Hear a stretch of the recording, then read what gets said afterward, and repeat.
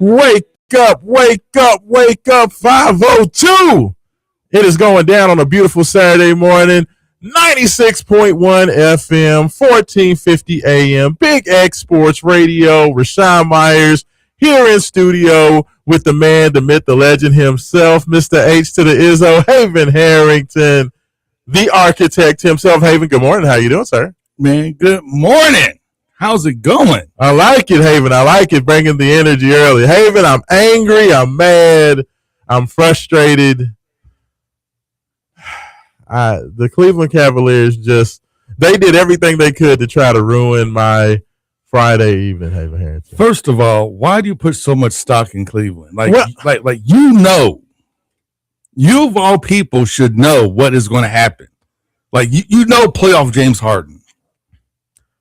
Playoff James Harden has been the same dude in the playoffs for like 50 years. I mean, but it's not even, honestly, for me, it's not even just about James Harden. I mean, it's not, but it's Cleveland. It's Cleveland. I mean, it's like it is what it is. I was so angry. I do not know why. I was so just not irrationally upset, but that game last night, you have won 3 games in a row. You're Cleveland, okay? You go home, game 3 and game 4, win those 2 games to tie the series back at 2. You go on the road into Detroit and win the game, even though you almost gave it away in regulation. You end up going to overtime. You get the big win in overtime. Okay, so you're going home with an opportunity to knock off the 1 seed, get Donovan Mitchell to his first conference finals, and at home, you get 20-piece. I mean, the cream rises to the top. It's just... So besides the fact that I'm annoyed about the Cleveland Cavaliers, I don't know if Romy Bean is going to join us this morning. If he does, I'm going to get his thoughts. Maybe not, because if I'm not mistaken, the Kings have a game today at noon. Oh, do they? Okay, so yeah. So Romy Bean will more than likely not be there, so I will not be able to get his thoughts on that, but I will definitely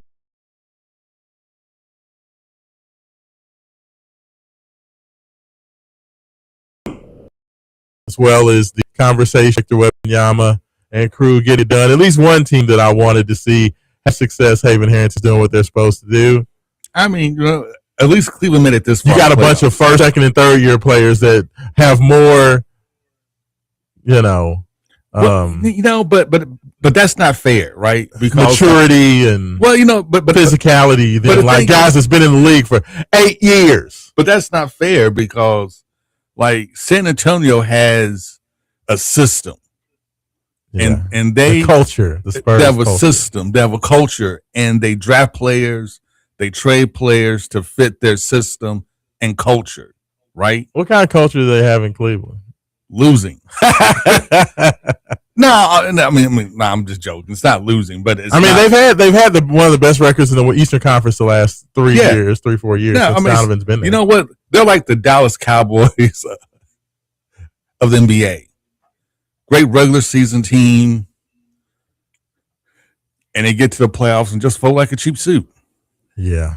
No, you're right. You're absolutely right. I mean, it's kind of is what it is. But I tell you what, man, we have so much to get into. I'm not going to sit here and harp on the Cleveland Cavaliers all morning, even though you want to. I'm just glad that I was not on the radio last night or had to do a radio show because I was so angry. I was so angry. Like, some of the stuff that we get away with, Haven Harrington, when we do Breakdown 502 or Main Event After Dark, some of our online editions of our show, there's a lot more that I can say that I can't really say on terrestrial radio. So a lot. I at least am thankful that I didn't get any FCC violations, and Wake Up 502 can still come to these nice people every Saturday morning.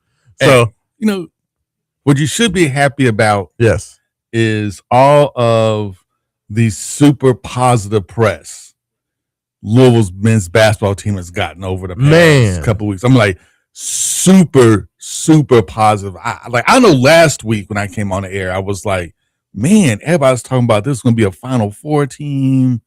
Louisville's, class is this, that, and the third. So I watched some more national podcasts this week, and it's just like more of the same, right? Like Aaron Torres just loves this Louisville team. Yeah. Loves this Louisville team. Like he has called this the most complete team in college basketball. He had a whole podcast just about this being the most complete team in college basketball right now. Yeah, no, I mean it's been amazing, and that's kind of first of all 502-414-1450. That is the Game Day Men's Health text line. Want to hear your thoughts this morning? We're gonna talk a lot about. It's very interesting, Haven Harrington, the kind of relationship between U of L basketball and UK basketball that has developed over this offseason. That's not who would have ever thought. Like literally, who would have ever thought that our trajectories would be reversed, right? Like I just always assumed that UK would have like the quote unquote higher ranked recruiting class almost like every time. Yeah, I mean, when you're living through the Cal era days of that was the Cal era days. I'm talking about like I'm older than you. I'm talking about like the Joe B. Denny Hall days. No, that's true. That's true. Yeah, I'm going like way back. Like I started watching like Louisville basketball like in the 80s, like literally 1980. Like 79, 80 was when I really started paying attention. Yeah. So, yeah, the Joe B. Denny era. I mean, it was like going all the way back, to your Mel Turpin and your Jenner Bell Mill. What's his name? Sam Bowie and Kenny Skywalker and yeah, like Louisville probably had the talent advantage in the 80s for the most part. But other than that era back in the 80s, you talk about the 70s, it was about even. The 90s, it was definitely Kentucky.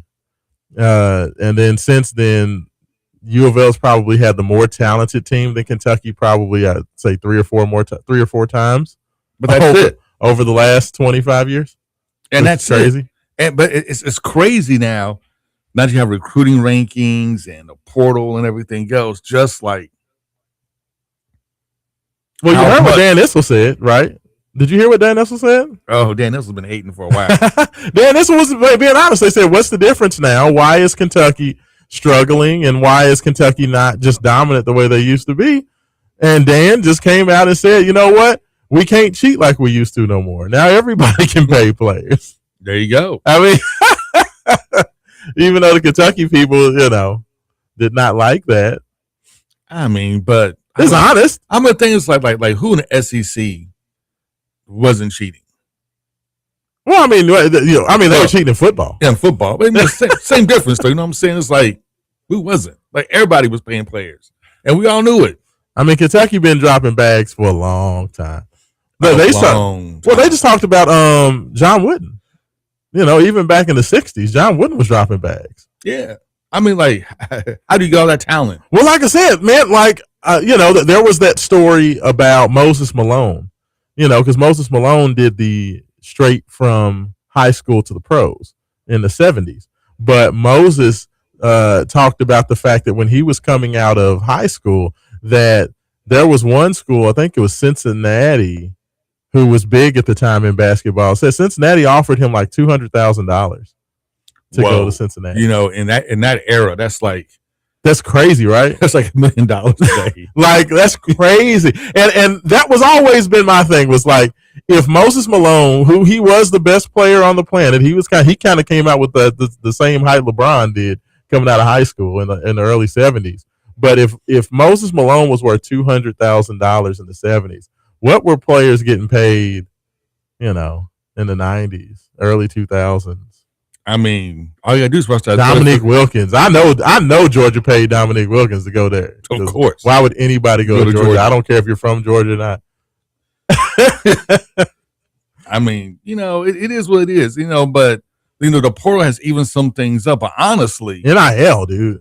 The portal, NIL. But honestly though, if you really look at Kentucky's woes, you just have to look at the man at the top. Yeah, I mean, Pope just ain't getting it done because Kentucky has money.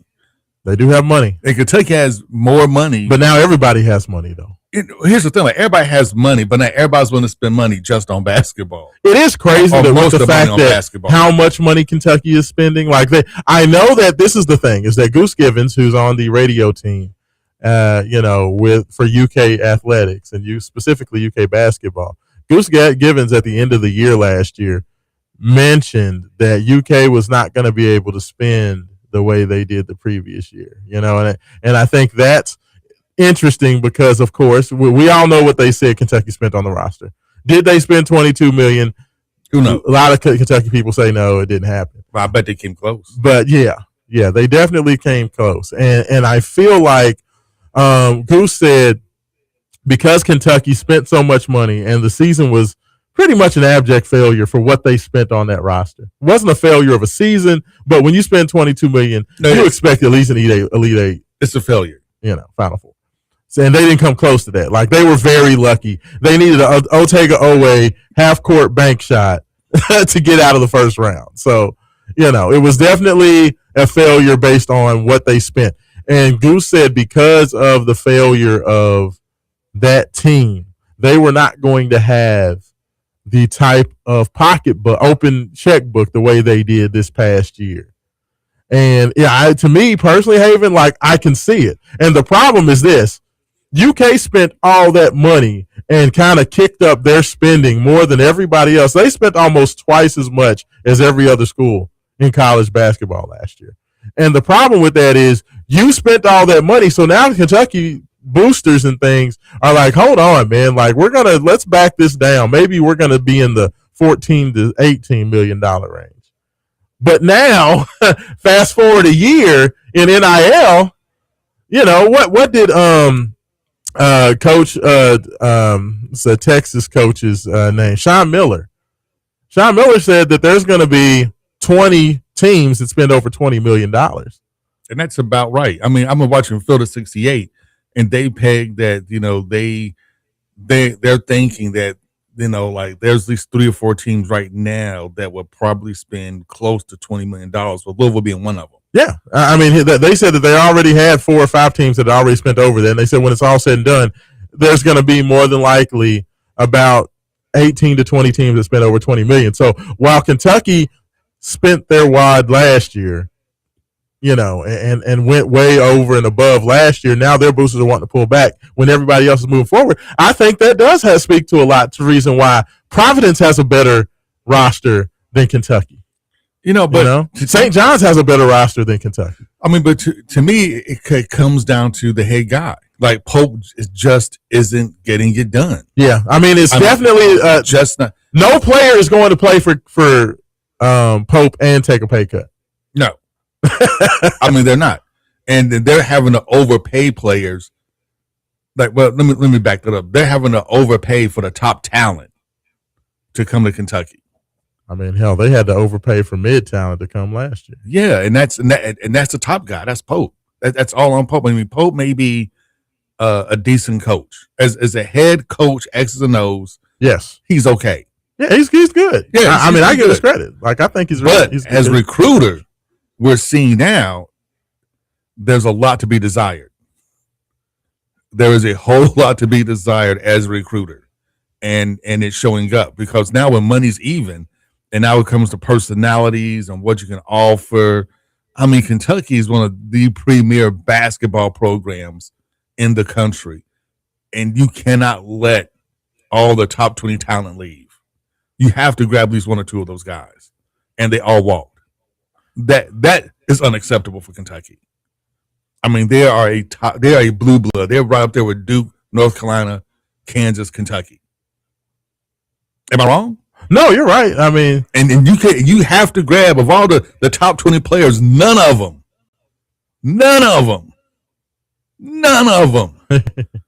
chose Kentucky. Not a one. That is completely unacceptable.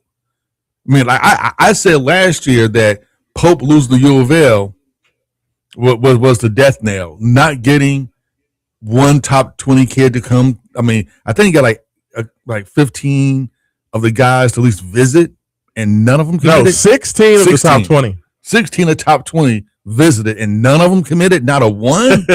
And you have that kind of money to spend? I mean, granted, Kentucky may not spend $20 million, but they still have enough to at least grab one of them. You know what I'm saying? Yeah, and to miss on all of them, and you're Kentucky. I mean, the name Kentucky alone should at least get you one person out of the top 20. Absolutely. The name Kentucky alone.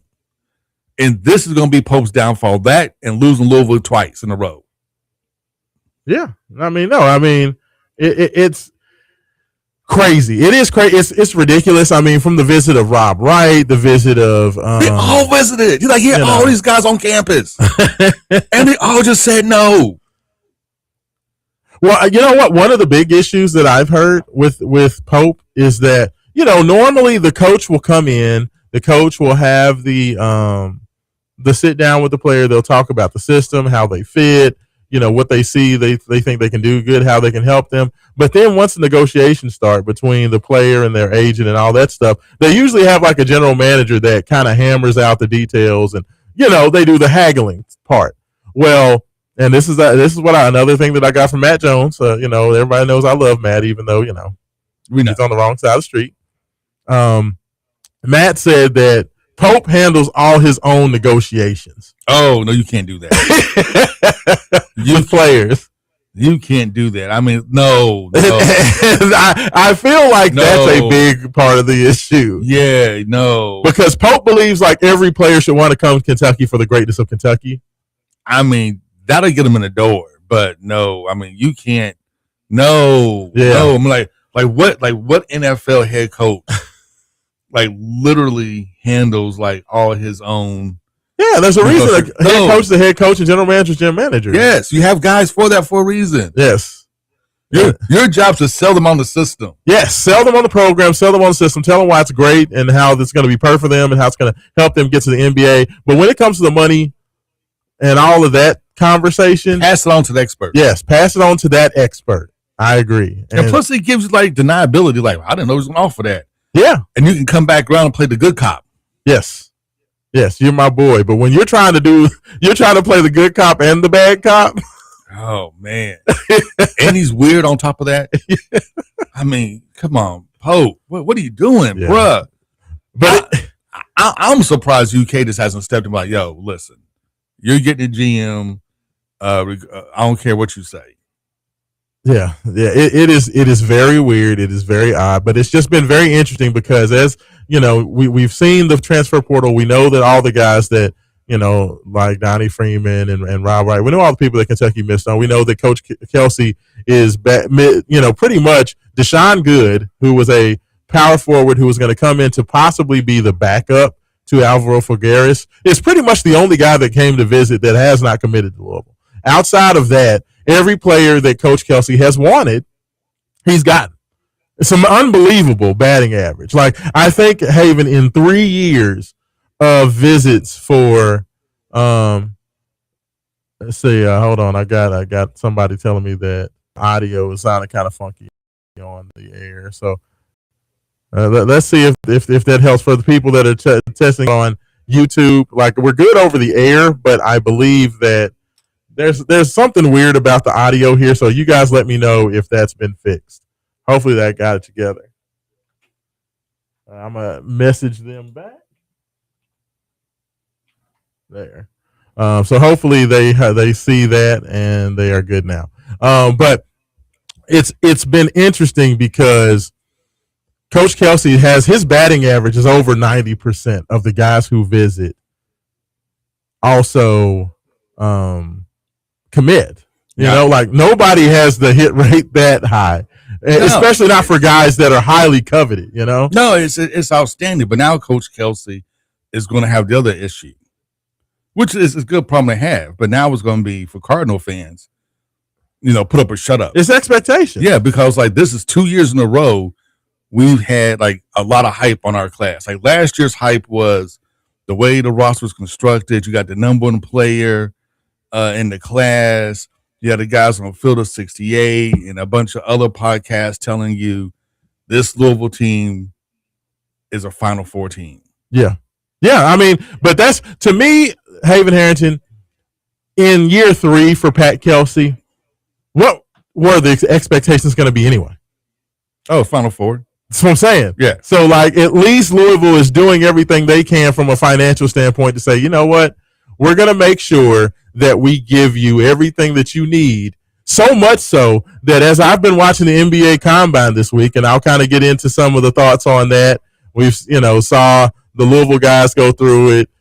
Saw a lot of potential players out there going through all the paces. I'm just happy the NBA Combine finally went to a real venue and got out of high school gyms. Yeah, no, it's cool. Like, they have a nice little setup in Chicago. Like I'm saying, I'm happy they finally took a page, because for years, we railed about the NBA Combine being. It wasn't a joke, but it looked like it was kind of like a joke, right? It was like some high school gym. Yeah. They had the little announcer sit there, like some folding table. No, NBA TV's production of it, the way they have the players, it's so much better. It's so much better. It's gotten a lot better. But what took them so long? What took them so long? Yeah. I'm like, NFL has been dominating the combine. They did with production values and everything. It was like, what took them? Yeah, it definitely took the NBA a little while to catch up, because their combine just wasn't. They didn't even televise like the scrimmages and all that stuff. They never televised any of that. That's just over the last couple of years. When they first started televising it, you would think they would do a better job. So I remember, you and I watched the first couple of combines. They didn't think anybody liked it, and it was horrible. But how could you not? How many people tune into NFL Combine and are always talking about the NFL Combine? Yeah. How could you not think, hey, maybe someone want to watch our Combine? Because it was you have people doing dribbling drills on the same court they're trying to play, they're running half court and everything else, and it was just a chaotic mess. Yeah, no, it was definitely, because it feels like, I don't know how. I know the combine was structured. I know they get their weight, they get their length, measure them, wingspans, the vertical test. But I feel like all of that was just kind of a big jumbled mess before. And as far as a made-for-TV product, they didn't really know how they wanted to set it up. So it feels like the NBA, as they started to make it more of a televised television product, they wrapped it around. You know what I mean? That's almost the TV cameras came on before the NBA really organized how they wanted it to look. Because when nobody cared and nobody was looking, it feels like they just went to some, like you said, some high school gym in Chicago or in Indianapolis, wherever they were. It really looked bad, and just do all the testing. And it's they just kind of brought the cameras in, but it's no, you gotta. The NBA the NFL takes advantage of every opportunity to showcase their product, and everything is a top of the line experience. To the fact now you have 300,000 people descending on, was it Pittsburgh for the NFL draft? Yeah, that is crazy. Yeah, it's insane. That is crazy. 300,000 people, and the one in Nashville a couple years before, a couple of 100,000. There's about 150,000 people descend that. That is on a Thursday. Yeah. That is crazy. Yeah, it's unbelievable. It's unbelievable the way, everything comes together for the NFL. And I think that NBA is getting there, and it was very entertaining. A lot of the interviews and a lot of the stuff that we saw, they televised 2 days of live scrimmages between all the guys that were willing to get out there and play. So you basically get 4 full games of basically college all-star games, except it's not, it's not like an all-star game setting. They're not out there throwing lobs and everybody's dunking. It's real basketball. It's real basketball, and plus they got highlight videos of the players. Yes, so you show what they did in college, or even some of the European guys. You got footage of those guys. Yeah, which is nice, because I remember a couple of NBA drafts. They would draft all these European players that nobody knew who they were. And the best can find some grainy YouTube video of them in middle school. It's a lot more exposure now, especially now that the Europeans are coming overseas now to play in college before they go to the pros. So you definitely are getting a lot more exposure. I love it. I think basketball is in a great place. I think that the basketball is probably healthier than it has been in a long time. So super, super excited for that. And to that end, there's a European prospect, by way of a Big 12 program that is looking at both Kentucky and Louisville, and we're waiting to see where those decisions are going to be. There's a couple of guys that we're waiting to see what they're going to do with their NBA Combine future. I want to get Haven's thoughts on that and much, much more. You are listening to Wake Up 502. Raashaan Myers, Haven Harrington, Big X Sports Radio, and we'll be back in just a second.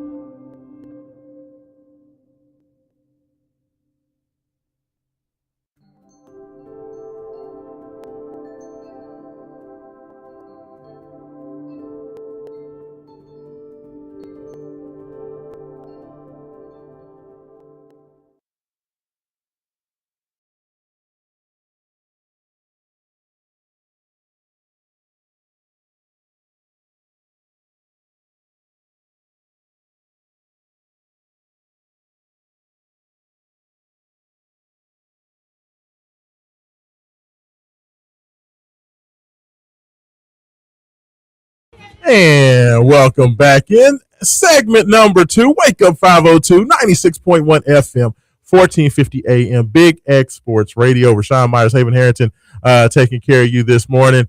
Haven Harrington, we were talking about everything going on up in, at the NBA Combine. We're talking about all the guys doing their thing. Michael Brown Jr. went out there. He got measured, got the wingspan taken care of. His measurements came back pretty strong. 6'3.5" without shoes on. NBA does all their measurements without shoes on. So, of course, you translate that to with shoes. He's about 6'4.5". So depending, sometimes you get 6'4 3/4, depending on what type of shoes you like to wear on the court. So there we go. Coming in right at around 6'5". Ryan Conwell got measured. He came in at about 6'2.5" without shoes on. So a little bit short, about 6'3". Is where he's playing, but good measurements. Came in one of the heaviest guards in the draft. I think they said Conwell came in at about 218 pounds. I mean, he's solid. He's a solid dude, man. He's built like a running back. He came back with pretty good measurements. What did you think about this? Flory Badunga, new Louisville big man, number 1 player in the transfer portal, came in at 6'7 3/4 flat, without shoes on. That's a little short. I mean, just to say the least. He had a 7'4" wingspan. So, wingspan, arms super, super long. He's like plus, almost plus 13.5, I believe, on the wingspan. Just some ridiculous wingspan.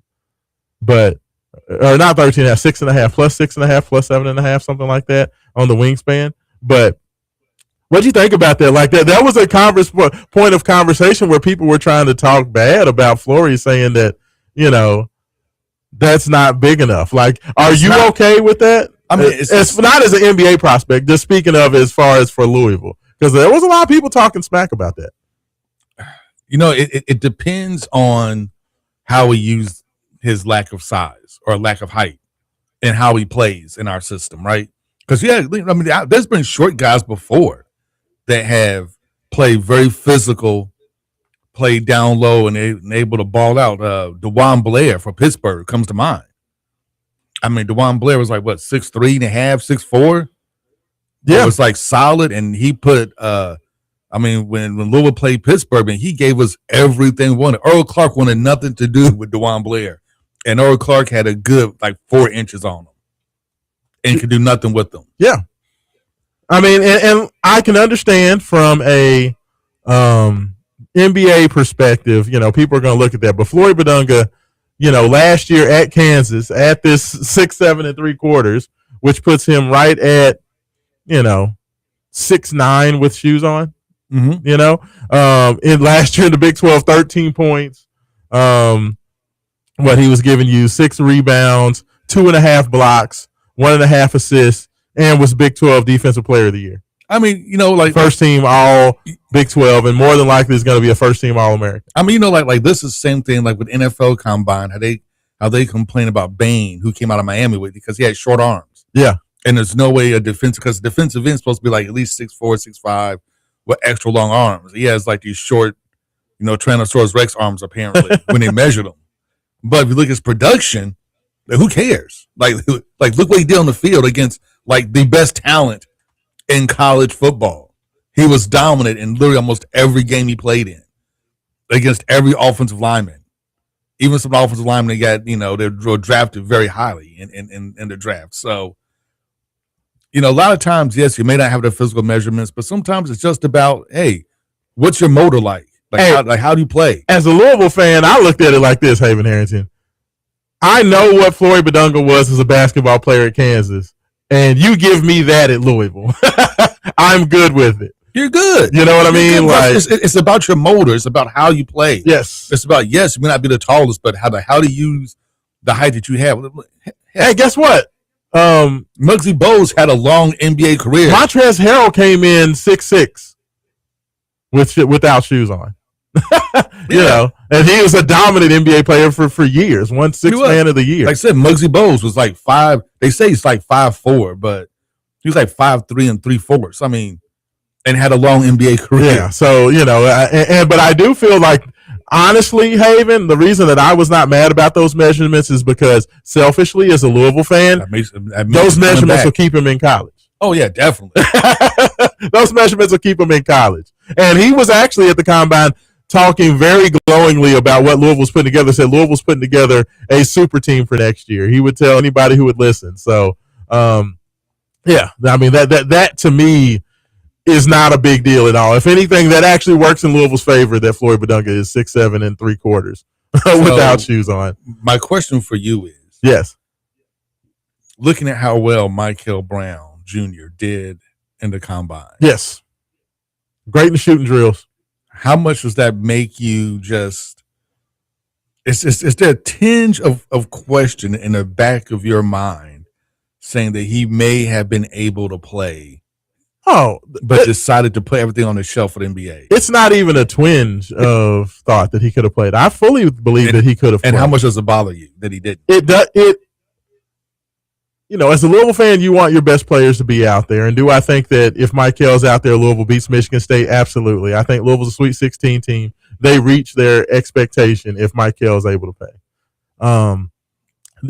But I also understand why he didn't play. And I understand the stance of his family and of his team, that they did not want to take a chance on him having a setback with the NBA Combine and everything else upcoming, because honestly, I don't think that his family expected the elevation and the rise of Kingston Flemings, the elevation and the rise of Keaton Wagler, a kid who came out and wasn't even ranked in the top 150 prospects coming out of high school. And he has an amazing season with Illinois. They didn't expect the rise of Darius Acuff to become the SEC Player of the Year and lead Arkansas the way they did. That's 3 point guards that Michael Brown was seen as the best point guard in the class. And because these other guys had such a great season, it was a mix of, okay, Michael's back has been bothering him, but then also you have these other 3 guys that have had amazing, amazing years. If you bring back Michael before he's 100% and he puts more bad film out there, it could hurt his draft stock. So I understand. Like, it may be frustrating as a Louisville fan because he was definitely, he said he could, didn't want to be out there till he was 100%. He was probably 90%, but 90% ain't 100%. And I understand it. I feel like they did not want to take the chance on him putting more bad film out there. Like, what did you think about? Like, I understand it. I'm okay with it. Do you at least understand the reasoning behind it? I mean, I completely get why he did it. I mean, if that was my son, I probably told him to do the same thing. Honestly. I mean, you talk about a guy who came into the season, people were talking about him being right there. They said it was basically AJ Dabonsa, Darren Peterson, Michael Brown. That's where they came into the season. But you got to look, by February, Michael Brown's name had fallen out of the top 10. They were talking about Michael maybe going 11, 12, 13, 14. Yeah. So he had lost He lost quite a bit. I mean, but he was a freshman, still kind of learning how to play college ball at this level. Yes. And he showed flashes of greatness, but you never got to see that sustained greatness. One, because the injuries kind of kept him out the rotation. Yes. Kind of slowed down his ability to practice. More importantly, it slowed down his ability just to play in games and build that chemistry up. Missing that month and a half between December and January killed him. Yeah, I mean, because that honestly, Michael came out and was playing better than Darius Acuff to start the year. But what you saw was this: Darius Acuff got comfortable in December and started to stack those games on top of one another. Was the same time that Michael, after the Indiana game, magically announces he's not going to be able to play against Tennessee, and we don't see him. And Acuff, continues to elevate because he's playing every game. Michael sits out, so by the time Michael gets back, now he's pressing. He's trying to make up for lost time. He's still not gotten necessarily comfortable with the speed of the game and his flow in the offense and playing with his teammates. And it just never really got put all together, Mm-hmm. And, to those guys' credit, it's not the fault of Darius Acuff. It's not the fault of Keaton Wagler or Kingston Flemings. Like, those guys just had great seasons. They had great seasons, and they played on good teams, and they got to show what they could do. Now, But for Louisville fans, I can see why that they have these mixed feelings about Michael Brown Jr. because that was a complete woulda, shoulda, coulda season. Yeah. You know what I'm saying? Like, it's like if he never got hurt and was healthy and could play, would he have elevated his game? Would he have been, consistent, a consistently great player? And you saw how much better, especially like at the beginning of the season, once you started getting the flow of the game, you can see him get better. Once you start to learn the players around him, like what they liked, what they didn't like, where to give him the ball, where not to give him the ball. I mean, Louisville's offense was completely different with him in there. And this easily would have been a Sweet 16 team if he would have played. Absolutely. No, I think that if you have a healthy Michael Brown Jr. all year, Louisville is no doubt a Sweet 16 Elite 8 team. Easy. I agree with you. I think they would have been there. And that's why it's like I understand what happened. It's tough luck. It sucks. But I don't hold it against the young man. I thought that Louisville showed up and they, after Coach Kelsey took a very long time to adjust, he finally adjusted the team to doing what they needed to do to be as successful as they can. So I'm not mad at it. It wasn't a good season. It wasn't an outstanding season. It was just all right. And this season, I think hopefully showed Kelsey a couple of things. One, you need more than one point guard on your roster. And the other thing he's learned, you got to go big. Well, think about this, Haven. Let me ask you this. If Michael Brown Jr. plays a full season and they have a Sweet 16 Elite 8 type of season, even with all the deficiencies that we still saw clearly all year, but they were basically just able to out-talent those deficiencies, do you think Coach Kelsey would have made the adjustments that he made this offseason to the roster? I don't think he makes the adjustments to the extent that he made this year. I totally agree. I think he still makes adjustments, but not to the extent, because like if you look at last year's roster should have been way more competitive, even without Michael Brown, than what it was. Yes. It should have been way more competitive. And the reason it wasn't because I noticed this wasn't his system that he wanted to do last year. Last year, it was all about running up and down the court and shooting threes. Yes. But you had, and I said this last year, he may not have had the coaching last year to exploit the talent he did have on the roster, because I still think with Roos and Frew, if you had a guy that can really coach Frew how to play with his back to the bucket and score, and you gave guys legitimate shots to score in the mid-range, this still could have been a Sweet 16, maybe an Elite 8 team, if you would have made that transition earlier. Yeah, absolutely. No, I totally agree with you. And it's funny because I personally think that in the long term, we may look back at the fact that Louisville wasn't able to just have a healthy Michael and kind of overshoot where they should have been because of the talent, because of the shooting, the abilities of Ryan Conwell, Michael, Isaac Vanilli, and others, that Louisville long-term may be better off because of the struggles that they had this year. And, the first, evidence, of that is this roster that Coach Kelsey has put together to me, for 2026-2027. It's a change on the coaching staff. It's most important. Oh, I think it's both. No, I totally agree with that. But bringing in John Andershek, bringing in Eric Dixon, bringing in those two guys, defensive-minded guys, Andershek, a guy with championship pedigree, understands how to help put together a championship roster, specializes in big men. Go out there, find and identify the big men that Andershek believes can help Louisville out. Coach Kelsey, find those guys, identify those guys, and close on them. And to me, it's interesting to think about, but I do believe that Louisville's in a better place now, partly because of the struggles that they had this year. And sometimes you have to go through a little bit of pain to ultimately get where you need to. Because last year, it became painfully obvious that, yes, you may have put the greatest three-point shooting team in Louisville's history together, but it was painfully obvious. You get a big physical team, you had nothing. Yeah. And when you looked at the Final Four, you looked at the Elite 8, looked at the national championship game, it was big bully ball all the way through. Yeah. No. And it became painfully obvious that your 3-point shooting, multiple guards can hit threes, is not going to get you to the next level. No, I totally agree. 502-414-1450. That is the Game Day Men's Health text line. We'll definitely be reading your text. We do have a couple of comments coming in on X and YouTube. Actually, we have questions or comments on both. Joe Wilson messages on X. He says Charles Jones was a 6'8" center at Louisville and absolutely battled some of the greatest college centers during his time at U of L. Absolutely. I mean, Louisville's been the team where, undersized post players and undersized big men have been like a big hallmark. I mean, yes, you had Felton Spencer. Yes, you had Purvis Ellison.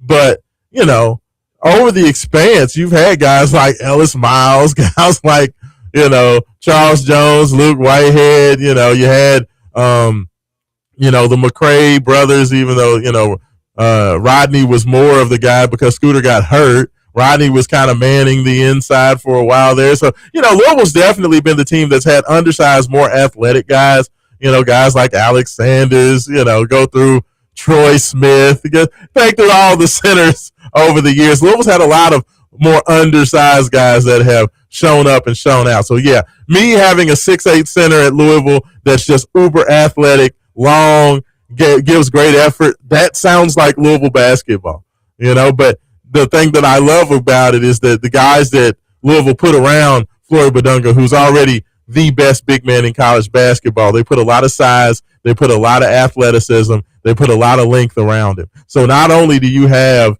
the best thing going at the 5 spot in basketball, you have 2 other dyed-in-the-wool elite shot blocking big men as well to go along with them. Louisville should turn from a solid defensive team this past year to one of the best defensive teams in the nation. So that gets me super, super excited. How about this one, Haven Harrington? One of the other statistical oddities from the NBA Combine, the John Blackwell, which we know Louisville was very hot and heavy on before Blackwell decided to commit to Duke, went and measured at the Combine. Barefoot, 6'3" and 1/4 inches. So, not too bad. In that 6'4" range, right? Not too bad. Wingspan, 6'2" and 1/4. His wingspan was -1. That's wild. Like, usually when you think of basketball players, you want a guy who's +4, +5, +6 on the wingspan. John Blackwell, they said he basically has arms of like a T-Rex. Nah. So I thought that was just kind of one of the interesting statistical anomalies. He played pretty well in the pickup, though. Not as well as Ryan Conwell, hey, that brother, let me tell you something, Haven Harrington. Ryan Conwell, they played the scrimmages Wednesday and Thursday. Ryan Conwell made himself some money.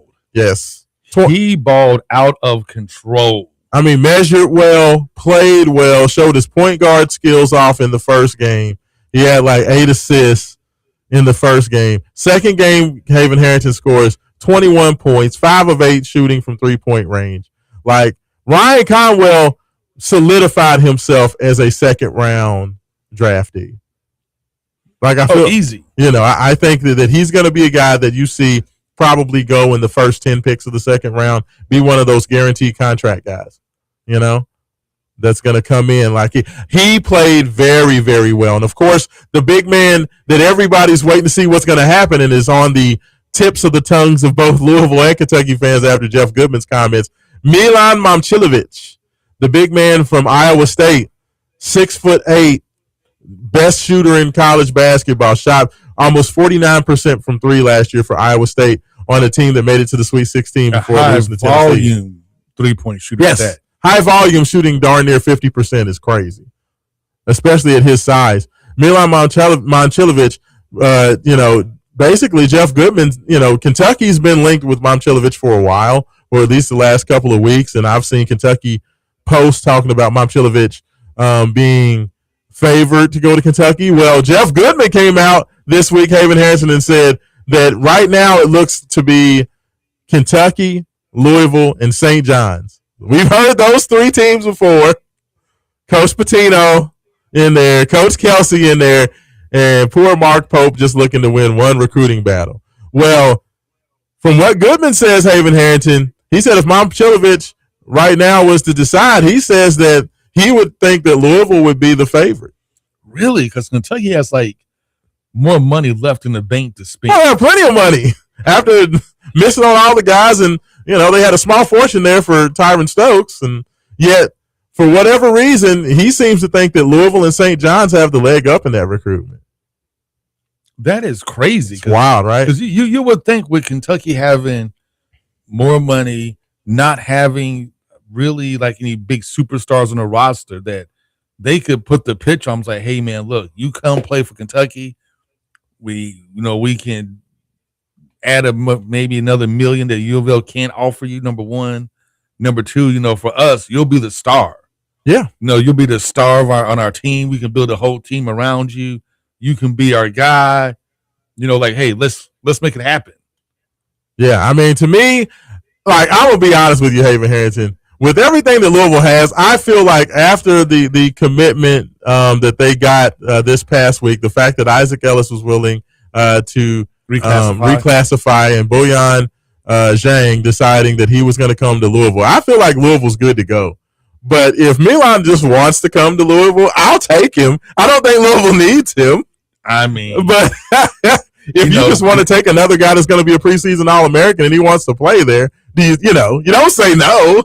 Kelsey is never going to turn down a 3-point shooter. Never going to turn down a 3-point shooter. Crazy. Well, it's definitely something to watch and see. Guys don't have to make their decision on whether they're coming back or staying in the NBA draft until May 24th. May 27th. So we still have a little bit more time. But just something to keep an eye on. Milan Momcilovic, we're keeping an eye on you. We're also keeping an eye on whoever's coming in next. 502-414-1450. Game Day Men's Health text line. 502-384-1450. Call your law office hotline. This is Raashaan Myers, Haven Harrington. Wake up 502, and we'll be back with hour number 2.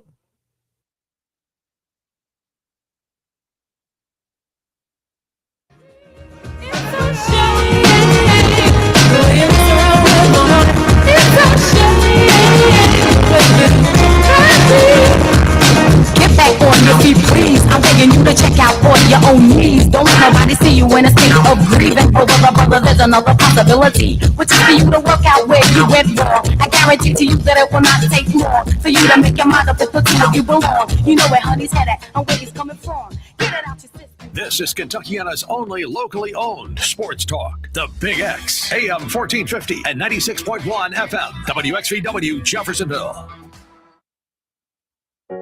At the IHSAA, we're proud to have partners who share our vision of building a strong Indiana. I'm Commissioner Paul Neidig. And I'm Raphael.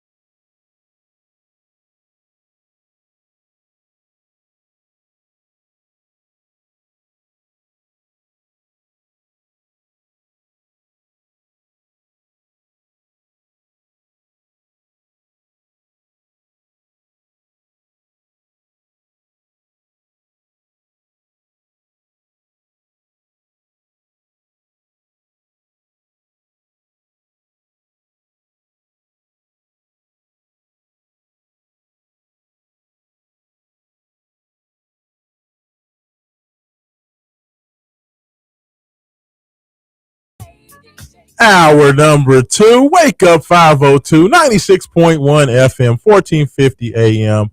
Big X Sports Radio. Raashaan Myers, Haven Harrington, coming to you live from the palatial studios of WXVW, Big X Sports Radio. Haven Harrington, I tell you what, man, it's been so much happening. You got the NBA playoffs going on. You have the NFL announcing their who's going overseas to play. Who's going. Do you like all these overseas games and these games in France and these games in South America? Like, do you like that the NFL goes to all these places and, has all these games all around the globe? I mean, I get it. I get it. Trying to get an international market. You're trying to expand. Yeah, I don't mind it. Sometimes I find it interesting when they're playing like in Brazil or they played in like Ireland and those places that people kind of familiar with American football. But, it's interesting to get everybody else's perspective on our favorite sport. Yeah, I believe the Ravens are going to play a game, I want to say, against the Dallas Cowboys in, maybe it is Rio. They're going somewhere in South America or Central America and playing a game. I don't know if it's Panama, Rio, somewhere, but the Ravens and the Cowboys are going down there. They also announced, and I feel like Haven Harrington, we might have to make this trip, but the first game of the regular season for the Baltimore Ravens will be played in Indianapolis. They're going to be taking on the Colts to open the 2026 football season. So that feels almost like a road trip. It does sound like a road trip. I mean, there's going to be a lot of nice road trips. You got, Louisville football kicking off the season in Nashville. Yeah. Versus Ole Miss. So there's going to be a couple opportunities to see some teams with local interest. There's a lot of people hating on the Ravens, though. Like, I would have thought that people would have loved the fact that they brought in Trey Hendrickson, one of the most accomplished pass rushers in the NFL, with some of the things that they did with the draft, bringing over Coach Jesse Minter as the new coach. They, reinforced the offensive line, which has been a big issue for the Ravens over the years. I would think they would be getting more love, but I get a lot of people are hating on Baltimore. I mean, I get it because like we've seen the Ravens have like great moves before. And what we thought were like, okay, they finally fixed the wide receiver situation. Yes, they're going to take like another turn.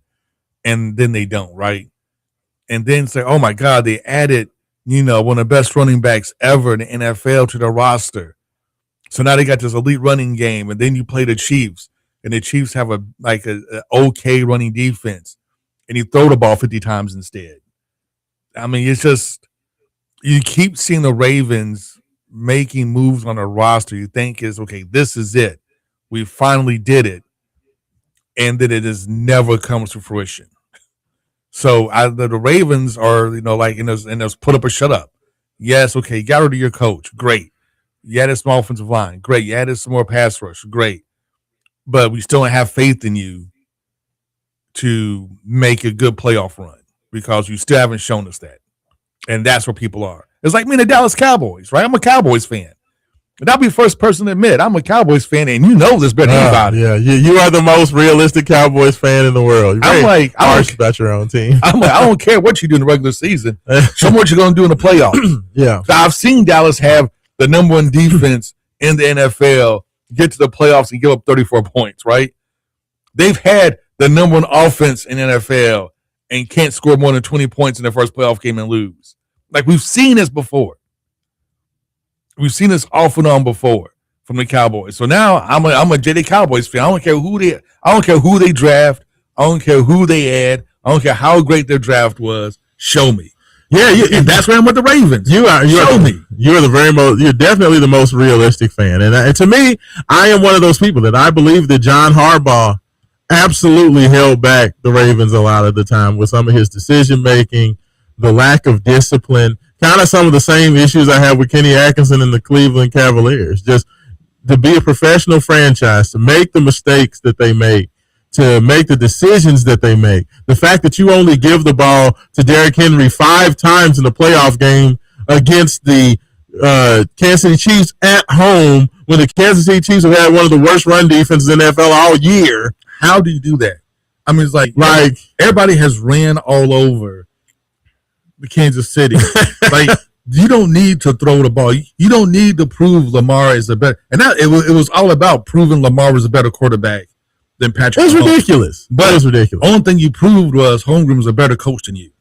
Yes, literally. That's all you proved, that Holmgren was a better coach, because Andy Reid, another fat guy. I said Holmgren. Where you get Holmgren from? I know Mike Holmgren's wild. I know, right? So Andy Reid, man, just prove that. Bigger guys, mustache. They both have mustache. Yeah, they look the same. You just prove that Andy Reid's just a much better coach than you are, because like you had everything you need. You could just ran the ball like 50 times and won the game like 6. It's just ridiculous. Like the Ravens this has been the Ravens. So like that, to me, bringing in Jesse Minter, the fact that you're bringing in a defensive head coach that understands how to get it. I mean, the Ravens have had all the defensive talent in the world, but they've not been disciplined and they've not been structured well defensively. That they have, never put any focus on the offensive line. They finally did that. I just love where the Ravens are at. And they have one of the easiest. They said that the Ravens have the third easiest schedule in the NFL this upcoming year. They are favored in 14 of their 17 games. That's crazy this year. So, I like where they're at. But I tell you what, let's go ahead, go to the Call Your Law Office hotline. We got our man, one of the best to ever do it in the city of Louisville. We got Jay Haas on the line. Jay Haas, good morning. How you doing, brother? Good morning, Raashaan Myers and Harrington. Good morning. Good morning. Good morning. So, Jay, what you got for me this morning? How you feeling? Louisville basketball making moves. We got guys at the NBA Combine. We got Louisville, Kentucky fighting for recruits. What you got for me? Yeah, Raashaan, Coach Kelsey is still doing what he's doing. And they still have a lot of NIL money. And they keep trying to create more aid for Easter, man. And it's certain what is going on right now with Raashaan Myers is that they're trying to get the kid from Iowa State. Either he's going into the draft or he's going to go back for another year in college, basketball. Don't know. But I was told yesterday that Kelsey can give him whatever. Yeah. You might want to hit the silent on that phone. Yeah, they just calling like crazy. You have Jay over there with the $6 billion man tape. Right. But no, hey, Jay, you're absolutely right. I mean, it's been crazy what Louisville's been able to do. They got the commitment from Boyan Jang last week. They got the announcement that Isaac Ellis was going to be coming back for reclassifying and coming into the class of 2026. What do you think about Milan Momcilovic? A big guy, shoots the three, best three-point shooter in college basketball this past season. Do you think Louisville needs him? Like, to me, I was telling Haven, I was like, I feel like Louisville doesn't even really need him, but I guess I'll take him. I want him. I want him, boy, like alligator, crocodile going at it. I want it. You just want everybody, huh? Man, I want that big boy, 6'9", 6'10", 245. Yeah, about at least shooter in college basketball last year. Yeah. Man, why not get nobody? Why not? You got the money for him. They was loaded. I mean to tell you, I heard it from a great source. Louisville was loaded on NIL basketball. Well, I'll tell you what, if they do land Milan Momcilovic, I've said continually that Louisville, there was a lot of Kentucky fans that tried to say that Louisville has spent over $30 million and they spent all this money. First of all, that's false. Louisville has barely spent 20, they may have, with the Boyan Jang and Isaac Ellis decisions, they may have just now reached the $20 million plateau with those two players. But they have not spent more than the $22 million that Kentucky had last year. Now, I will tell you, if they get Milan Momcilovic, then I feel like, they probably go over that $22 million mark. But they have not been there as of yet. But no, I'm excited about it. So Jay, with everything as it stands right now, man, how are you feeling about the team? What are your expectations? Are you okay with where they are, especially with the announcement that Floyd Badunga, he's coming in, he measured at the NBA Combine. Are you worried about him coming back? Do you think he's going to come back and be a Carter? Do you think he's going to stay in the draft? Yeah, man, that's kind of catch-22 right there, Raashaan and Haven. You know, we don't. When it comes down to it, dog, it's about that dollar, man, and your career, the foundation, man, the longevity of it. Well, we'll see what happens, man, but that'll hurt too if he goes to NBA. Yeah. I don't think he will. I think, especially with his measurements right now, they said the latest mock draft from one of the draft experts, Floyd Badunga, wasn't even shown as a listed draft pick. So, you know, I think his height has really hurt him a lot, like Montrezl Harrell, because, you know, you remember Montrezl Harrell only measured a 6'6", and he ended up going kind of mid-late second round. And, of course, he ended up turning into a really good pro. But, you know, I think that the height definitely hurts him. I don't think necessarily we have anything to worry about. I think that they'll be fine. But what else you got for us, Jay, before we get you out of here? Man, I look at the Louisville softball team, the baseball team, just playing, and Louisville Sports is playing all season long, man, and I'm getting ready for one of my bucket lists. Okay. Oh, what's that? I'm going down to Tennessee for the football game. Labor Day weekend, and then I'm gonna try to go to Kansas a little expedition, and one of my bucket list is there with Raashaan Myers. Yeah, absolutely. Louisville and Kansas. I cannot wait for that game. Allen Fieldhouse. I would absolutely love to get to Allen Fieldhouse, be there, see the place where Naismith coached, and there's so many great basketball just all-timers came through there. I would love it. That's where Wilt Chamberlain played at. I would just love to see Allen Fieldhouse. So yeah, I definitely want to make that happen for sure, Jay. Let's do it. I love it. And I'm excited about Labor Day weekend, trying to do something on Broadway down in Nashville for the football game and the volleyball. The little girl volleyball team plays Texas down there, I think at 11 or noon that afternoon. And trying to do something to one of them bars and have the sports show. We're going to have a sports show live and direct. I like it. I like it. So definitely continue to follow everything going on. WakeUp502.com. Follow me at Raashaan, RAASHAAN. Follow Haven Harrington at ME Sports as well. Just to keep up with that. But yeah, Jay, we got a whole lot of things upcoming. This summer is going to go by quickly. I think that it will be announced at some point that Louisville's going to play do some sort of overseas trip. This summer. I don't know when or where that's going to be, but I expect with the NCAA changing the rules that teams are allowed to play overseas games every year now. That every big time team, every power conference team is going to try to take advantage of that. So we may see some teams doing some group kind of exhibitions or make some travels to play maybe some pro teams in South America, European pro teams, maybe Canadian pro teams. We'll see what happens with that. But I do expect that that's going to be announced. So, I mean, honestly, it's going to be year-round, fellas. You got the NBA playoffs going on. You're going to have NBA Summer League. You're going to have college basketball, overseas trips. And then guess what? By the time we're into that, Haven Harrington, it's time for NFL preseason. That was quick. Raashaan, and closing remarks, Haven and Raashaan, what was playing in Las Vegas for the college basketball kind of tournament they created. Yeah, the Players Era tournament. Good God Almighty. Yeah. Anyway, man, it's always a pleasure talking to one of the baddest sports shows, the baddest guys in the game, Raashaan Myers, Haven Harrington, and R. Kelly, man. Keep up the good work. Hey, I appreciate it, Jay Haas. Thank you so much. Thanks for calling in.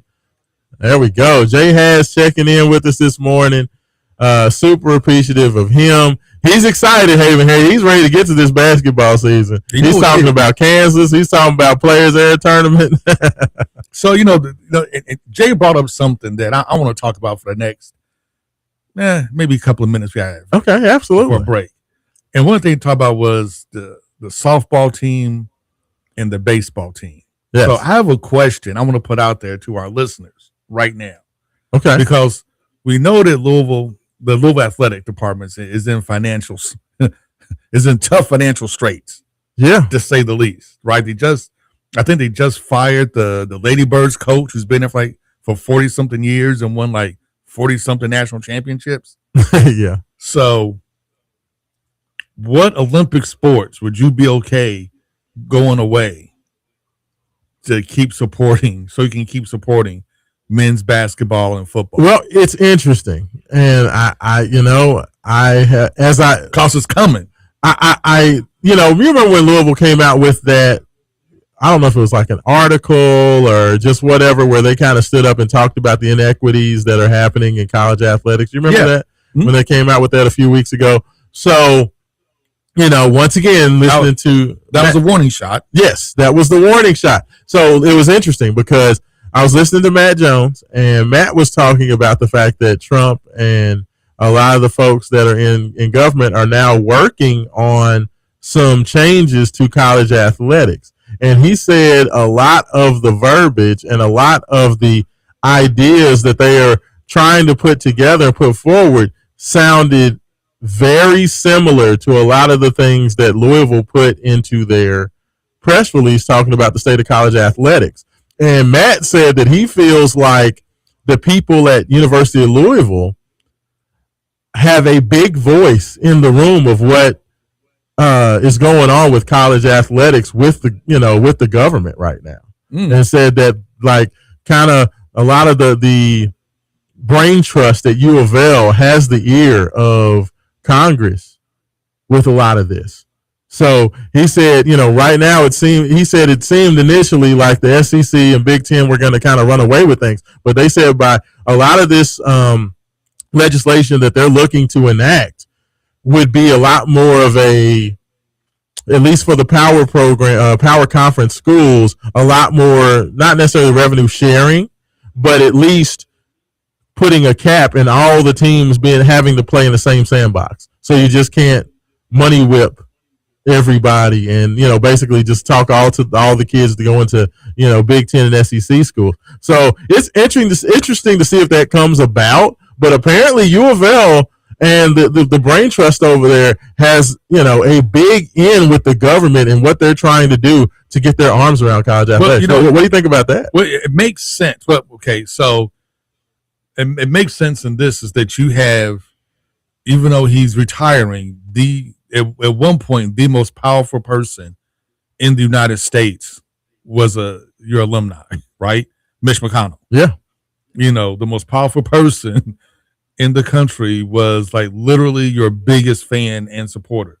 So that helps quite a bit that you can have that guy can have that much weight and be a part of your program. But more importantly, I think what you're seeing is senators and congressmen who represent districts where you have the Virginia Techs of the world. Yeah. Where you have the West Virginia, North Carolina, where you have your NC States of the world.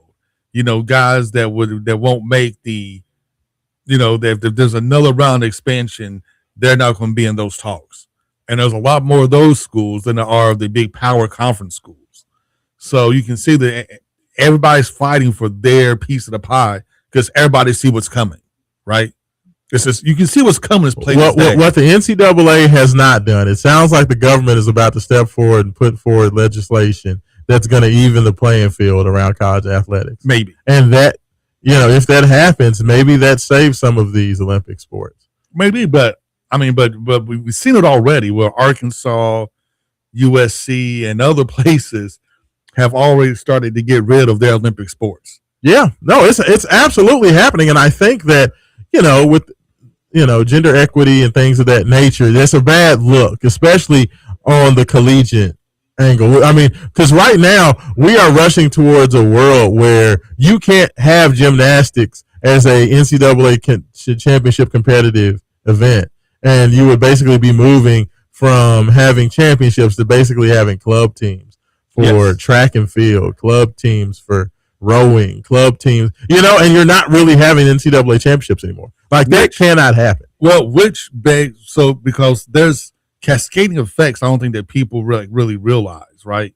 So once you go to that club model, what does that do for the preparation for your Olympic teams? Yes.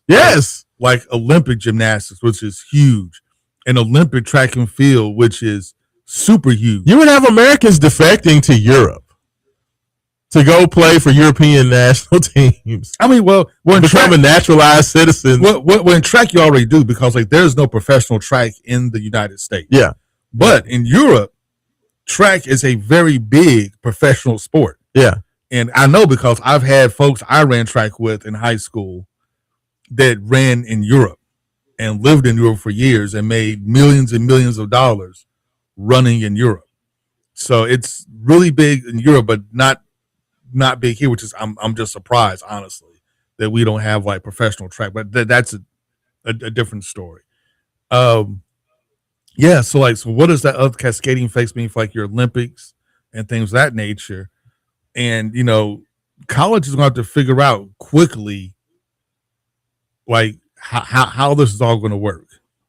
Yeah, no, I mean it's definitely a lot of questions that have to be answered. And I think that it's just interesting to see some of the moves that they're doing to try to save college athletics, because we talked about it, Haven Harrington, when the first when conference realignment first started and started to get out of hand. We talked about this being a death knell, especially for the Olympic sports, because it just didn't make any sense for your baseball team. It doesn't make any sense for USC to have to fly to Piscataway, New Jersey. Exactly. To play a game. Especially not for Olympic sports. If football wants to do that, if basketball wants to do that, the money's there, fine.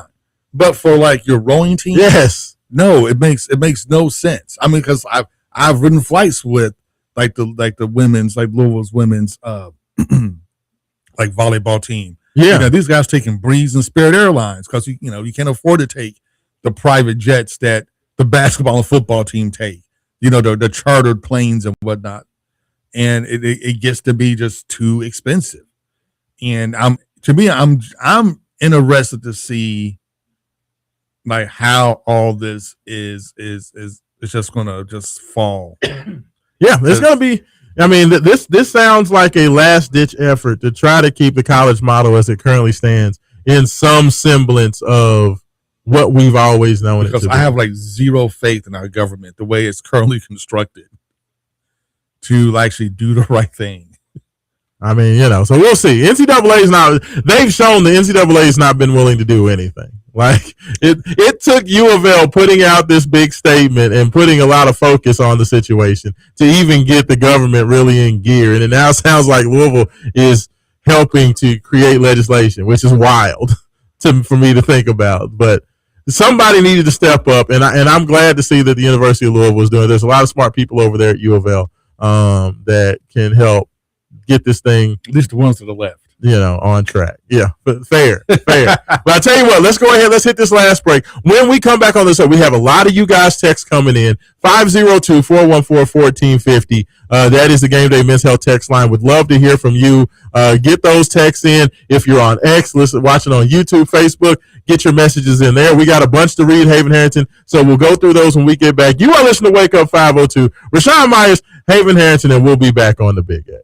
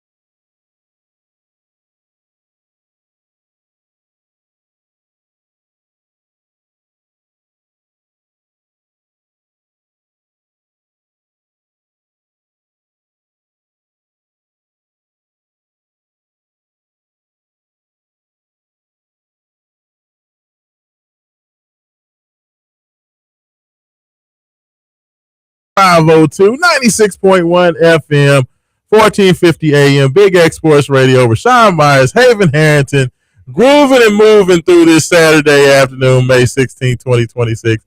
Haven Harrington, while we were in the break, I had to show you a video of new Cardinal center Gabe Dines, 7'5", 225, 230-pound big man out of Independence, Kentucky.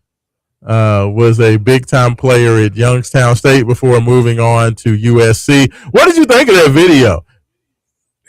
It didn't look real. It's almost like watching a cartoon character run because he's so long. And the fact that he blocked that dude's shot, runs down the court, and then gets the alley-oop. Beat everybody to the other end of the court for the alley-oop. Hold up.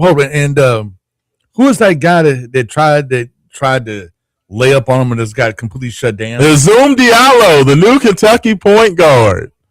Played for Washington. It was a Washington USC first round of the Big Ten tournament. And Dines blocks Diallo's shot on one end. And then, like I said, blocks the shot, then beats everybody down the court. And this is a 7'5" guy. Like, that was an impressive athletic move. You know what I mean? To see a guy that big run that fast, Haven, is crazy. And that's why I said it on X that Gabe Dines is not going to be the greatest player at Louisville. Like, he's not. But he's going to basically be playing the role that Zugris played. He's going to be your depth big man. He's going to play maybe 6 to 8 minutes a game. You're going to want him to come in, block some shots, rebound the ball, be a presence, maybe be a pick and roll threat. But when you have a guy that can run and is that athletic at that size, Haven, that's crazy. He can play. He can play. That's a dude that you at least have to be aware of in pick and roll situations. Because if you don't check him rolling to the rim, he's going to dunk the ball on you. So, to me, it'll be interesting to see how Coach Kelsey employs all those guys. But I thought that was super impressive. And that came on the heels of Kentucky fans sharing a video, Haven Harrington, of Zoom Diallo in playing pickup out on the West Coast, scoring, making some nice moves going to the basket against, future Cardinal Jackson Shellstad. Mm-hmm. And the interesting thing about that video was Kentucky fans said, oh, my God, Zoom Diallo's just killing Jackson Shellstad. That's going to be all day when Kentucky meets Louisville. All day, he's just going to destroy Shellstad. And the one thing I wanted to remind Kentucky fans of, because, of course, they're not keeping up with the ins and outs of Louisville recruits. Do they want to talk smack when they have the opportunity? Yes. But the one thing that I wanted to remind them of, Jackson Shellstad is coming off hand surgery. He's not been playing basketball. He's, been starting to do some things in terms of 5-on-0, doing some shooting drills, doing some things like that. But he's not been playing basketball because he had the hand surgery. He tore ligaments in his hand, which is what put him out after 15 games at Oregon. So Shellstad is just now getting back on the court. So while, yes, Zoom Diallo's big physical point guard, we know he's a big, strong guy going to the rim. We know that Jackson Shellstad is probably 6'1", 190 pounds. But just calm down a little bit. The dude, it is what it is. It's a run with a bunch of guys in T-shirts and shorts. There's no structure. There's no nothing. Like, just calm down, Kentucky. But that's been the funniest thing, Haven, this offseason, because Kentucky's been having the struggles that they have.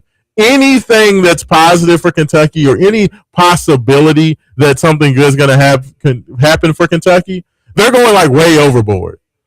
Like, how many Kentucky videos and breakdowns I've seen with them already counting Milan Momcilovic in their lineup and talking about how great Kentucky is going to be with him. When he's not committed yet. They'll probably play double. I'm sure they offered him like double. Absolutely. Whatever St. John's Louisville offers, you just double it. Well, and what's interesting about Milan, when they talked to him about, making his future decision, first of all, he said that all he's looking for is a guarantee. While most college kids are looking for top 20 guarantees, because if you aren't outside the top 20 and you're an elite prospect like Flory Badunga, you're going to make more money going to college than you are as the 27th pick in the NBA first round. Easily. Right? It's crazy to say, but that's where we are now. Milan said, all he's looking for is a guarantee. He said he doesn't even care if it's early second round, mid second round. As long as an NBA team is willing to guarantee him, he's fine staying in the NBA draft. He sounds like a dude that's like tired of college. Like he just is like, if you give me a guarantee, I'm not coming back. So like to me, when I hear him say that, I personally don't think Milan Momcilovic is coming back to college. Just because if he's happy and fine being a second round pick, then I see some team with a guy with that size and that shooting ability being willing to say, we'll give you a guarantee, 2-year guarantee. Especially with NBA just being such a 3-point shooting heavy league. Yeah. I mean, I'm sure he's probably, he's from Europe, so I'm sure he's used to more of the, club system where you're not going to class. All you're doing is lifting weights, playing basketball, doing basketball related things. If you're in college, you still got to at least do online courses and, keep up with your coursework and all that stuff. Maybe he's just ready to get back to being a pro basketball player, But I just thought that was very, very interesting. But, the Louisville fans or Kentucky fans, like, I don't think Milan Momcilovic is coming back. But the other part of it is, Haven Harrington, with him saying that the money really doesn't matter, he just wants the guarantee or he wants to play for a really good college team. If you come back to college, with what Kentucky has on the roster, especially with the fact that Malachi Marino is a legit threat now, apparently, to stay in the NBA draft. Like, do you really want to go to Kentucky and have to deal with all of that? Especially with the possibility of Moreno not coming back and UK not having that great of a roster. Do you want to put yourself in the middle of that? Maybe not, but stranger things have happened. For that type of money. I mean, for the money they're going to offer him, it's going to be more than what he was going to make. Tyron Stokes money, probably. Yes, and it's going to be more than he would make on his NBA contract. And he can still go to NBA next year. And even though it may not be guaranteed, he have money in the bank. So he could ride it out. You never know. I mean, you just really never know. Because you don't know, like you said, if he's going to get that guaranteed contract or not. It's interesting. I mean, he seems like a different guy. Like, to me, people were freaking out about Floyd Badunga. But basically, when Floyd Badunga asked about the stay in the draft versus, go conversation, all he said was, I'm looking for good feedback from an NBA team. And if I can get good feedback and I'm happy with it, then I would stay in the draft. Like, everybody's like, oh my God, he's not coming back to Louisville. I'm like, I didn't really get that. All I got was a guy who said, like every player, like if you're going through the combine, you're going through the workouts, you put your name in there. Obviously, you want to play in the NBA. And everybody's looking for good feedback to hear so that they know that they can stay in the draft. Like, I didn't really take it as he's saying that he doesn't want to go to college. He's, No, he's just saying that I'm just going to weigh my options and just see where I stand. So I didn't really have an issue with it. From everything that I understand, U of L people are not worried about Badunga staying in there. They believe that he'll be back. So I'm not worried about it. They're not worried about it. I think that, as I said right now, Flory at best is more than likely going to be a mid-second round to undrafted free agent. So, especially with what he's going to make next year, I think that, Louisville's definitely the better option. And like I said, the way he was speaking at the combine about the fact that Louisville's trying to put together this super team, and which I'm sure was probably a nod to the fact that they're recruiting Momcilovic, who was also there at the NBA combine, that there's probably a little bit of recruiting going on there as well to say, hey, you're going to be a first-team All-American. I'm going to be a first-team All-American. Why don't we both be first-team All-Americans together at Louisville?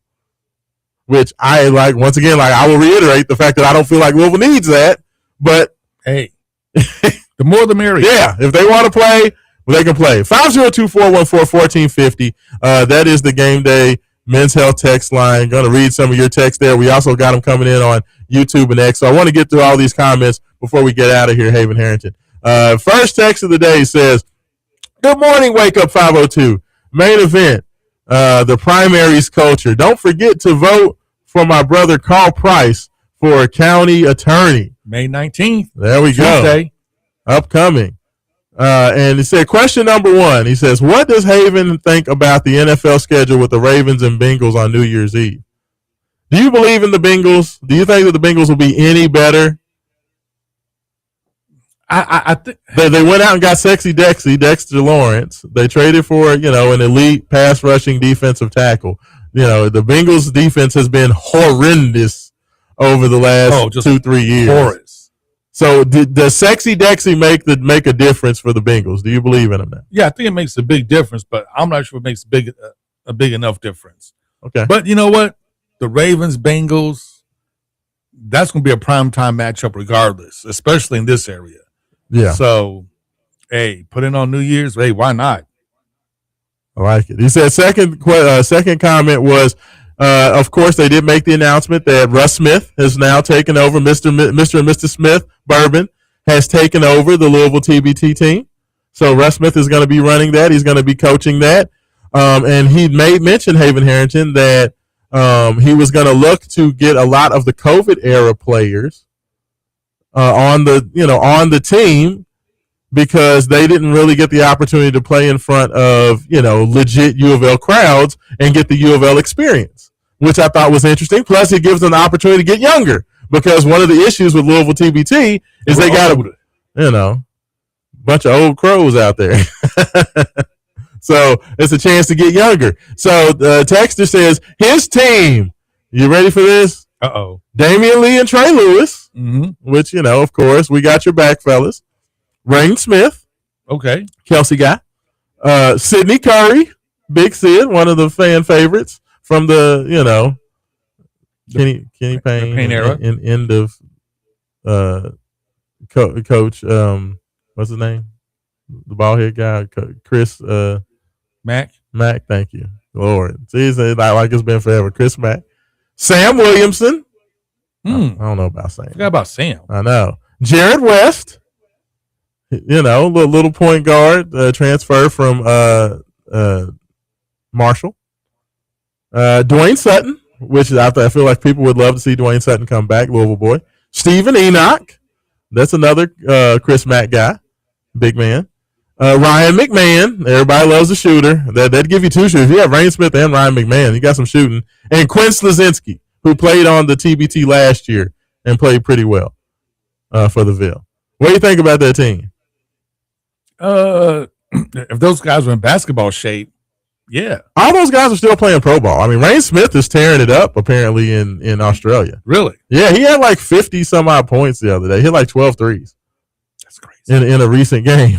So, yeah, Rain Smith is playing really well. I don't know if Ryan McMahon is still playing basketball. I keep hearing people talk about Ryan. I don't think, all the rest of those guys I'm pretty sure are still playing basketball, but I don't think that Ryan McMahon is playing ball. But we'll see. And he said it may be two OGs from the Patino era to end off that roster. I don't know. We'll see. I mean, to me, it's interesting that the TBT is I don't know. I always find the TBT interesting because it seems like it does well in Louisville and Kentucky. Yeah, but I'm not sure if it's as big everywhere else as it is here. You know what I'm saying? Well, I mean, no. I mean, it's definitely for sure. I mean, Ohio State has a big following for their team. You have Boeheim's Army with the Syracuse alumni team. But the thing is, the teams that usually win is like the G League players, because you get a lot of young guys that are pros that are, in your mid-late 20s, guys that are in the peak. But, teams like Louisville, Kentucky, they want to see their old favorites play. So you're getting older guys, you're getting guys that maybe are at the end of their careers or just about done playing ball, trying to bring them back like Shane Bohannon and some of those dudes. When you have these young pros playing on some of these kind of more obscure teams, and they're winning because they're younger. So, I mean, I think it's smart for Russ Smith to kind of talk about trying to bring in COVID-era guys, because that would be what you're looking for, guys in their late 20s in their basketball peak, So it'll be interesting to see how they put the TBT squad together. I'll be very entertained by that. You got your buddy on there as one of the staff members, Wayne Blackshear. So. Yeah. But bringing Wayne's World back to be a part of it. So I would love to see it. It's very, very interesting. Hopefully, I think that Louisville's done a great job supporting the TBT. So if you can get a little bit younger, I think they'll have a shot. It would be a coup if they could bring back like maybe Carleek Jones, who's been balling. balled for the Chicago Bulls last year. I don't think he got a contract this year, but is very, very good player. I think that he would be a superstar. He'd be a stud in the TBT setting. I think Rain Smith would, if you had a backcourt of Rain Smith and Carlik Jones, you might be able to win that thing. Like I said, I'm just very interested to see like how the TBT does, not just here locally, but the league does in general. Because like I said, I know that the support here is like no other. They sold, Louisville and Kentucky were, 1 and 2 in terms of ticket sales. They were going to play the finals here in Louisville, had Louisville made it. They were going to play the finals here because of them winning the ticket lottery or whatever. So, it'll be interesting. I think it'll be well attended. It'll be, of course, televised. So that's just something else that you have to look forward to, which kind of goes back to my point of the fact that there just really isn't an offseason. There's something sports related going on all the way throughout the spring and summertime, which I love. It keeps things interesting. Got thoughts on YouTube. Got Keedy Goatley 4575 says, "Isn't it amazing how when Louisville gets great players, there's a pause, but when other schools get and acquire the same types of players, it's the greatest thing ever." Yeah, I mean, people tend to hate on Louisville. And Haven, one of the interesting things to me, everybody's been focused this offseason on Louisville's payroll and how much they've paid for their guys in the transfer portal. But you know who nobody's talking anything about, who by far has accumulated the most talent this offseason? Duke. Duke has... Have you seen, they have 12 5-star level players on their roster for this upcoming year. But nobody talks about Duke's payroll. You know why? Why? Because they don't consider it a Duke payroll because Nike pays a ton of their money for them. And then also Amazon. They just signed a deal with Amazon to where Amazon's going to basically create content for their players to be able to make money on Amazon. So you have Amazon and Nike mitigating a bunch of the expense for Duke. So they're not counting Duke as one of the highest spending teams in college basketball. Makes sense. Isn't that crazy? Makes sense. Now, I don't know. This is so crazy. I mean, you've had the Big 12 or Big 10 rather talk about how they're going to start getting involved with private equity guys. Louisville's talked about getting involved with private equity guys. Yeah, Big 12. The Big 12 is doing that. Yeah, and it's just like, when will it stop? I mean, But I think this is why this government legislation is coming, because even the NFL and all their blatant greed is kind of like, yeah, that's too much. I mean, at some point, you're going to have Saudi Arabia brought to you. You're going to have the Conference USA brought to you by United Emirates. United Arab Emirates. Yeah, that's the way things are going. And I think that's what it's going to be. It's going to be things like, we're about to watch your Louisville Cardinals or your Louisville Papa John Cardinals going against your, Kentucky Fifth Third Bank Wildcats. Yeah, right. All the teams going to just be named after I'm pretty sure it's going to happen. We'll start having logos on the chest of company logos on the chest, and things of that nature. It's that's where we're headed. No, that's fair. And with private equity, good Lord, once those guys get involved, you never know what may happen because for private equity, it literally comes down to dollars and cents. Yeah, and you're going to start getting Big Ten. We like having, all these things around, but you know what? We feel like Maryland just isn't giving us enough return on investment. Enough return on investment. So we're going to either need to cut Maryland or Maryland's going to have to do X, Y, and Z. And they're going to start having private equity people making football decisions based on you need this guy. I need to cut that and guy. I think that's why they're trying to get a hold of it, because it's going to get out of control. You know what's coming. What's coming. We got another message on here, Haven Harrison. This one's for you. Texter on YouTube says, is Haven going to run for office? We need some young voices out there. I'm just happy you called me young. Younger voices. Well, so Haven, do you have any plans to run for office anytime soon? We'll see. We'll see. Have a couple of my people running right now who are younger. I'm working with Joy McAtee, who's running for the District 43. So we got some young voices in there that I think would be really good, that are real good go-getters, that are real fighters and real good progressive voices. So we'll see. And who knows? It's fair. I may throw my hat in the ring. I like it. Got another text that says, is the studio haunted? Haven Harrington keeps looking over his back. I thought I did see a shadow by the door. Are you there? No, that is me looking out at the weather because it was looking angry outside. So I keep looking at the clouds because it looks a little ugly out. Yeah, so I want the rain to stop. Like I don't want it to rain past 11 o'clock because I have a lot of things I'm trying to get done today. I feel that. Plus, I'm about to get on the road. My niece Miracle is going to have a little recital going on tomorrow, so I'm headed down to Macon, Georgia. As soon as we get out of here, I'm sure my pops is probably listening to the station. Shout out to my daddy listening to the show, probably ready to get on the road. So, need this weather to kind of hold it together if it can. Got a couple more texts before we get out of here. Texter says, Roman Kelly should be doing a holy dance because the New Orleans Saints has a really easy schedule. Yeah, the Saints also have a very manageable schedule. Tyler Shuck, in his second voyage through this thing, they went out there. They got one of the best wide receivers in the draft. I think the Saints are in line to kind of make the next step up. They got some good defensive additions to the team as well through the NFL draft. I like the Saints, Haven Harrington. I think that especially playing in the NFC South. Yeah. When your competition is the Falcons and the Panthers. Wait, you know what? Penix has made a full recovery, so he'll be back. Yeah, well, we'll see. We'll see what that gets you. I like where the Saints sit right now. To me, I feel like Shuck is ready to kind of take that next step and become, Saints can maybe push for a division crown. Yeah.